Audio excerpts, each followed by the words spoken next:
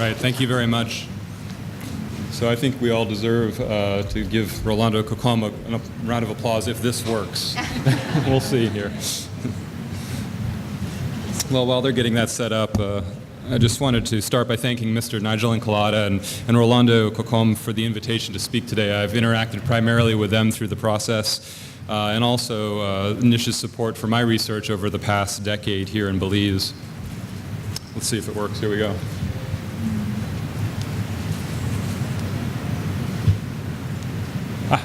Excellent. Just got to figure out. Okay, I got it. All right, yay! Good job, Rolando. All right, so my research started back in 2005 as my dissertation, and I worked down in the Toledo District. And I'm now a professor at Ohio State University, and I'm entering into the second phase of my research project.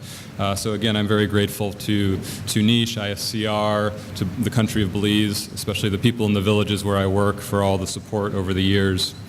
We have about 20 minutes each to present today. So what I want to do is work in three phases. I want to give you a brief sort of theoretical overview of my research, some of the research questions that I'm interested in. And then I want to focus in on some of the ethnohistorical results of an analysis that I published a few years ago, which I think might be particularly interesting to this audience. I'm taking the opportunity to present it to you, and I would love to hear your feedback on it. In the last part of the talk, I want to show you my current project, my current research down in Toledo, and you'll see that each of these segments of the talk have rather different feels to them.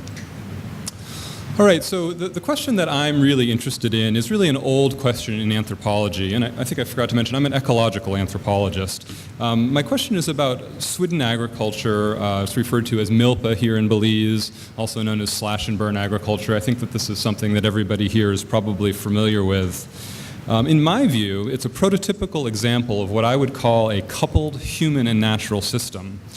In Belize and many parts of the world, it involves annual cycles. I do have a laser pointer, excellent. It involves annual cycles of forest clearing, planting, maturation of the crops, corn in this case, harvesting, and then all of that is followed by several years where natural ecosystem services come into the fore and the environment recovers through these years of fallow and forest regrowth. Scholarly consensus within anthropology suggests that Swidden or Milpa agriculture can promote biodiversity and resilience, and I think that might be sort of counterintuitive for some. So I wanted to show this study that was done by Professor Bill Ballet at Tulane University in Kaapor, Swidens in the Brazilian Amazon. It's a really interesting figure. What it shows you is a comparison between the biodiversity of primary forest, which is this lower line here, and secondary forest, or areas where Swidden or Milpa agriculture has been used, this top line here. In this figure, and this is the result of him going out in the forest and counting species and actually calculating the biodiversity. And what we can see here is that the fallow Swidens actually seem to have a somewhat higher level of biodiversity, and they maintain this pattern across spatial scales. Ballet suggests that these patterns in biodiversity encourage primary forest recovery after clearing, especially of species with economic utility, and that this has long-term positive effects on species composition within the forest. So the question that I'm asking in much of my research here in Belize, firstly is to see if this is happening here, but secondly, presuming that it is, I'd like to explain how social institutions, cultural norms, and ecosystem dynamics all interact to support the development of this pattern, and to examine how a larger scale of analysis than what Ballet used may further improve our understanding of Milpa productivity and sustainability. In 1957, Compto Utoma claimed that Swidden farming is a system in which a natural forest is transformed into a harvestable forest. And 10 years later, in Agricultural Involution, anthropologist Clifford Gertz asked, what makes Swidden work? In other words, what do we know about the social and ecological dynamics of Swidden systems? I would actually suggest that we know quite a lot about the individual components of Swidden now, but there are many unanswered questions about how the social and ecological dynamics of Swidden systems all interact. In other words, we don't really understand the full complexity of this coupled human and natural system, and we know very little about which interactions are critical for forming patterns at landscape scales. So my work in Toledo is designed to explore this overarching question of the sustainability of Milpa agriculture. And I know this might seem incongruous to some of you, as there are many, many logging trucks rolling out of Toledo southern forests under the petty permit right now. And obviously this kind of resource extraction is not sustainable if it continues. So it's important for me to be really clear. My research is designed to tease apart sustainable and unsustainable practices and to identify the underlying causes of each. In particular, I think that the social norms related to subsistence maize cultivation may exhibit more conservative features than, of course, chopping down trees and pulling them out for logs. There are other forms in the past of resource extraction that we all know for international markets such as rice, cattle, historical economies such as banana cultivation, mahogany, and rosewoods, and all of these are subject to different social norms and rules.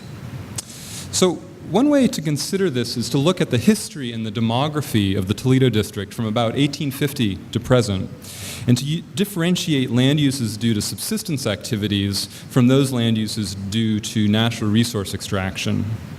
And I think many of you are aware the history of the Kekchi in the Toledo District was documented very early by Eric Thompson, and then later by Richard Wilk and many others. The region was depopulated by the Spanish in the 1500s, leaving an ephemeral Chol Maya population until the mid-19th century, when Kekchi-speaking people from Coban began settling the region.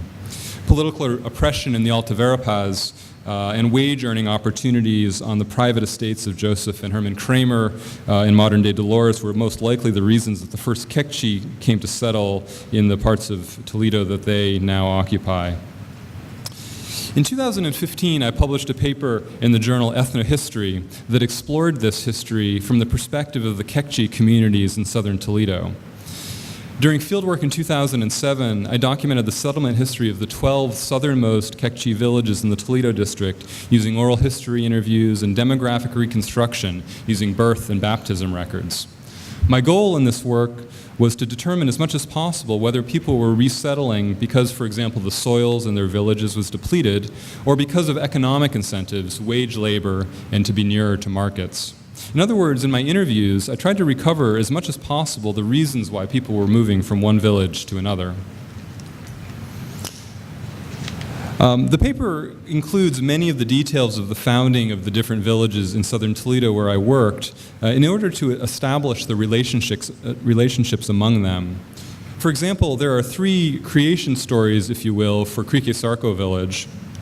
The first one that was reported to me was that a Kekchi man found the location on a hunting trip and moved his family there from Dolores, perhaps because it was crown land and available for Milpa, unlike in Dolores and the Kramer estates. The second story related to a private German logging concession from 1907 that created a wage opportunity for the village. And the third story is that a Spanish-speaking family created the village after fleeing from Guatemala after a change in the Guatemalan government. Ultimately, the most likely scenario is one of mutual benefit between Kekchi-Sarco's earliest settlers who were free to conduct subsistence milpa agriculture around Kekchi-Sarco and the German logging operations, which clearly needed their labor. In other words, the founding of Kekchi-Sarco had little to do with Sweden or Milpa's environmental limits and significantly more to do with the region's economic history and land tenure patterns. The claim that a Spanish-speaking outsider founded the village had really little support, and the date that was reported for it in the interview was actually quite a bit later than the earliest Kekchi birth records and certainly the earliest German royalty payment, which was in 1908. The other insight from this study is that it's really important to include ethnohistories when you're talking about the history of a region like Toledo, because there are really very few or no written records of the Kekchi story. So you can only really get this kind of information out of oral history interviews, and I think it's really important to just make that point here. Similar discussions are included in this paper for each of the villages that I looked at, and the goal in each case was to identify whether deforestation and depleted soil fertility caused village formation, or if there were really other social or historical factors that caused it. The major conclusion from the analysis really was that just 2 out of 12 of the villages that I studied had significant evidence that reaching some kind of environmental limit was the main reason for settling a new village. Now, of course, it's too bad that I don't have time to go through all of the details of the different villages, but some of the details are in this table here. They range from social tensions within the village, but by and large, the majority of them do have to do with historical or economic factors and not really environmental ones. Really, there was only one case that was really quite unequivocal when 2 villages had a conflict over farming land, and the older and more established village ultimately prevailed, forcing the relocation of the younger village. In most cases, however, people were moving around for economic opportunities and because of other market intrusions, such as land privatization, rather than because of these environmental limits. And again, the time frame for this analysis was about 1880 up through present, or 2007. The research also uncovered interesting social and ethnic differentiation in Kekchi due to this outsider family, which had significant impacts on demographic patterns that I think has been underlooked or underexamined in the literature. Overall, however, the results really provide further support for Richard Wilkes' conclusions that, historically speaking, market intrusions into Toledo were cyclical rather than sustained, and that Kekchi households were the crucial locus of adaptation within many of these villages. So that was the first analysis in the paper, and then moving forward, I tried to triangulate those sort of qualitative results by analyzing demographic data. I combined published census data from Wilkes' 1997 household ecology with my own survey data and the record of births and baptisms. Catholic birth and baptism records are the most detailed record of historical population levels in these villages, especially prior to 1970. Unlike government censuses, they're not a direct proxy for population levels, of course, because they're recording births and baptisms. Instead, what they're measuring is population growth. In other words, as you're adding babies to a population, you're indicating a growing population. So let me show you a brief example of this. Here you can see how certain historical events affected birth rates in Kekchi. This is really the period between 1908 and 1912 when the village was established. The first recorded birth or baptism record is in 1912 in a village called Kekchi. And in the archives, I was able to find the first land royalty payment by these German loggers that was dated 1908. This 4-year difference in the fact that the Kekchi settlement of the village is clearly not documented in the historical records makes it really hard to say which of these 2 events most likely came first. Another interesting, then the other feature of this is that it's important to see how this event, the founding of the village, triggered an increase in birth and baptisms in that village.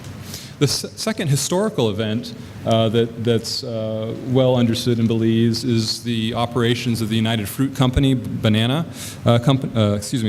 Fruit Banana Company, who started purchasing bananas along the Temash River from about 1928 up through 1938. And again, you can see that activity was followed by an increase in births and baptisms, or the growth of the village as more babies were born. Lastly, you can see that the arrival of a British Kekchi liaison officer into the village in 1951 was associated with another period of growth and birth in the village. Of course, there's much more to the nuance to the stories that I've talked about today in the paper, and there's also some new insights, for example, about how United Fruit Company operations in Toledo probably started long after the company knew that banana blight would quickly devastate the crops in Toledo.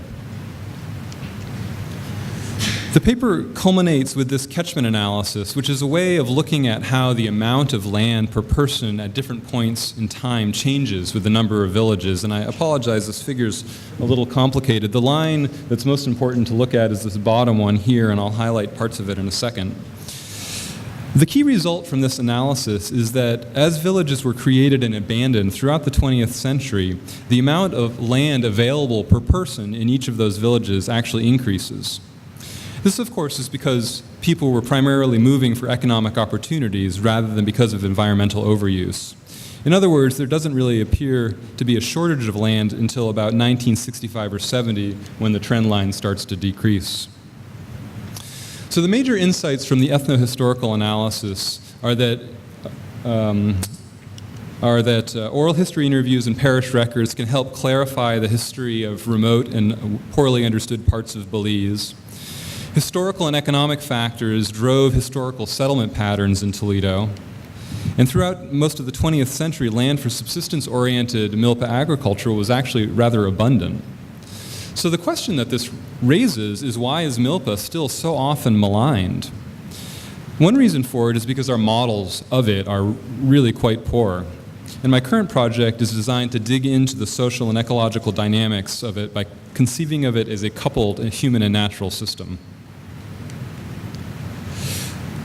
My new project will explore whether short-term, small-scale disturbances created by swittering increase biodiversity, nutrient cycling, and biomass productivity at the landscape scale.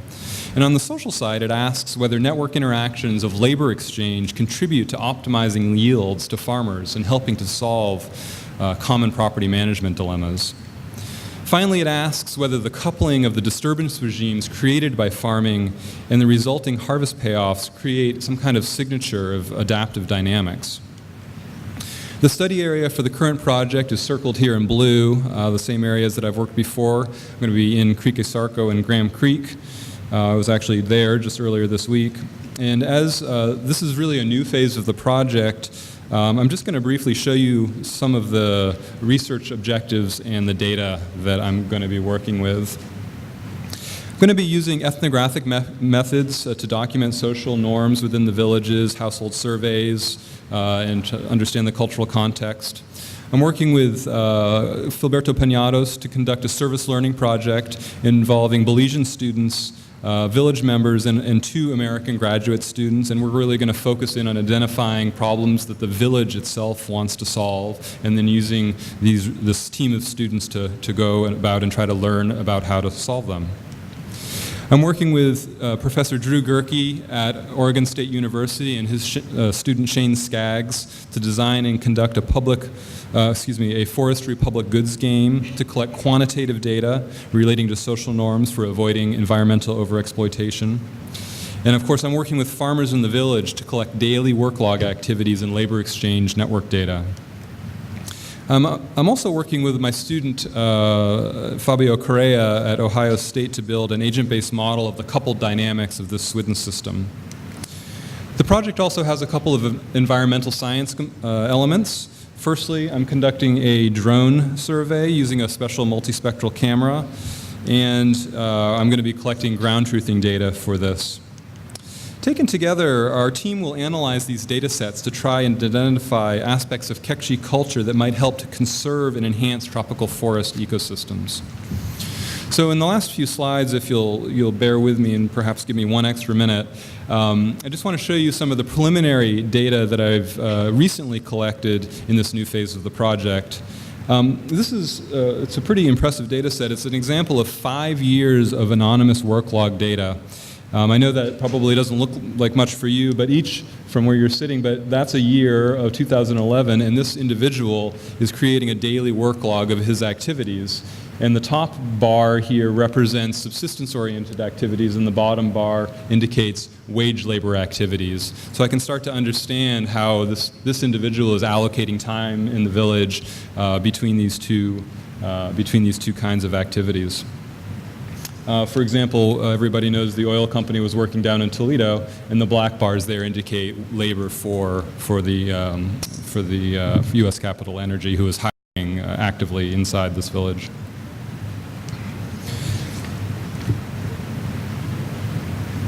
I'm also collecting my own remote sensing data, and in January 2017, I began using this Firefly 6 drone in Belize.